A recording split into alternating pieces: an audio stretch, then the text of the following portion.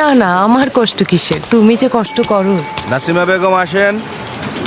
আচ্ছা এখন রাখি, ভিতর থেকে ডাকতেছে। স্বামীর নাম?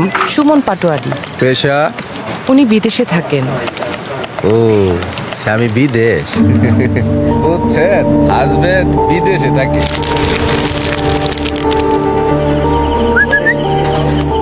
মা আমাকে একটা পুতুল কিনে দিও।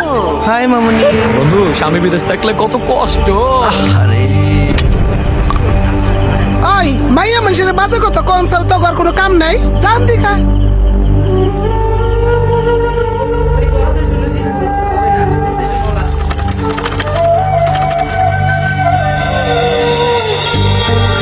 আমাদের দোকানের কাজ রেডি, আর মাত্র কয়েকটা দিন।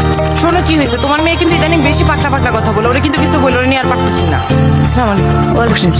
শোনো, কাস্টমার আসছে, পরে কথা বলবো। আমাকে দাও। কেন বাবা? আহারে, স্বামী বিদেশে থাকলে বউগো কত জ্বালা। না না, কাম করো কাম করো।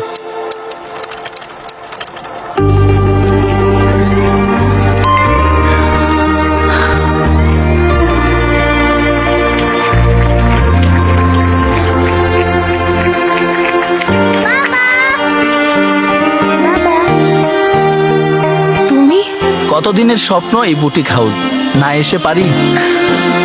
আমার রক্ত ঘাম করা রেমিটেন্সের টাকায় হইতেছে এই দোকান, কিন্তু সবচেয়ে বেশি কষ্টটা করছে নাসিমা।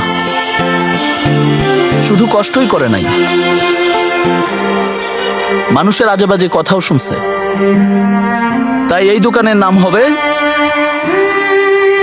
Nasima boutique house. স্বামী বিদেশ থাকে এমন নারীদের লড়াইটা একটু আলাদা। সমাজের বাঁকা কথাকে পায়ে ঠেলেই তাদের এগিয়ে যেতে হয়।